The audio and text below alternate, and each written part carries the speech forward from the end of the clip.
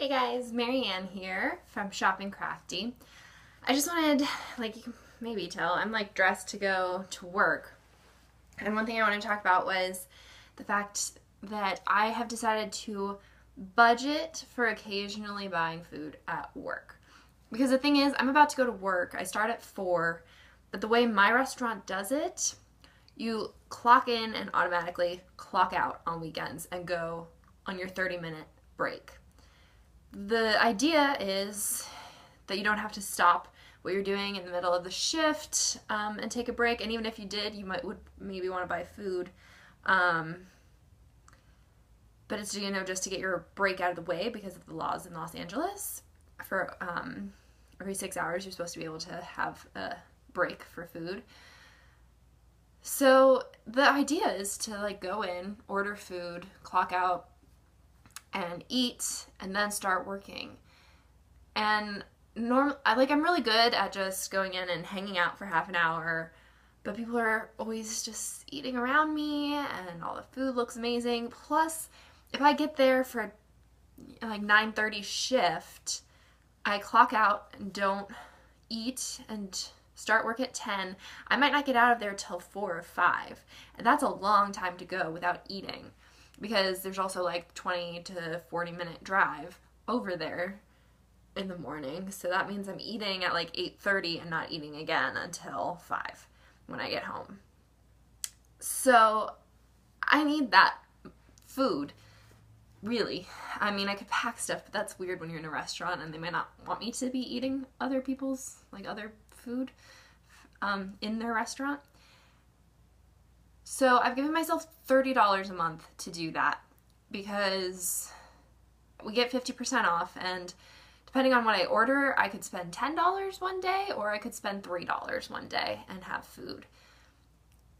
And another important part about budgeting for such a thing, a lot of servers just don't even think about the money they're spending on that food because you take it out of your tips, so you never see that money. So you go in, you work, you buy $10 worth of food. At the end of the day, they hand you $100. And you're like, okay, I made $100 today. No, you made $110. You just spent that $10 on food. And that can add up really quickly if you're buying food. $10 worth of food every shift, that's a lot of money. And I don't want to just let myself do that and act as if, oh, I never made that money, I don't have to worry about it, it's a little secret.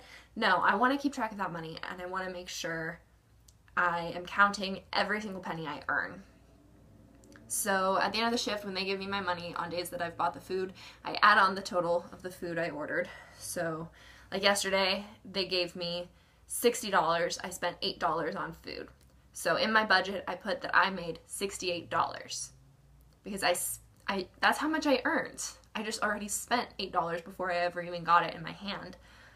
So then I write down $8 in my $30 budget. Now I have $22 left for food for the month, which I can make last because again, they let us order kids meals and stuff too, which are $6, so you get it for $3. And I just space it out. They only do the break ahead of time on weekends, and shifts are just shorter during the week, so I don't have to worry about it then.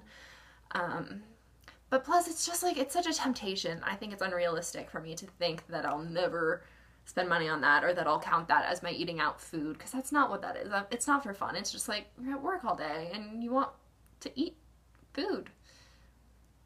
So anyway, that is why I think it's important to budget the food that you are buying as a server at work, because it adds up, and I don't want to spend $100 on work food when I have food at home, when I have a grocery budget, and when I could be putting that extra $100 towards debt. So $30, it is pretty tight, but I think I can make it work to 1 to 2 meals per weekend, and that should be fine. Thanks so much, guys. I'll talk to you again soon. Bye.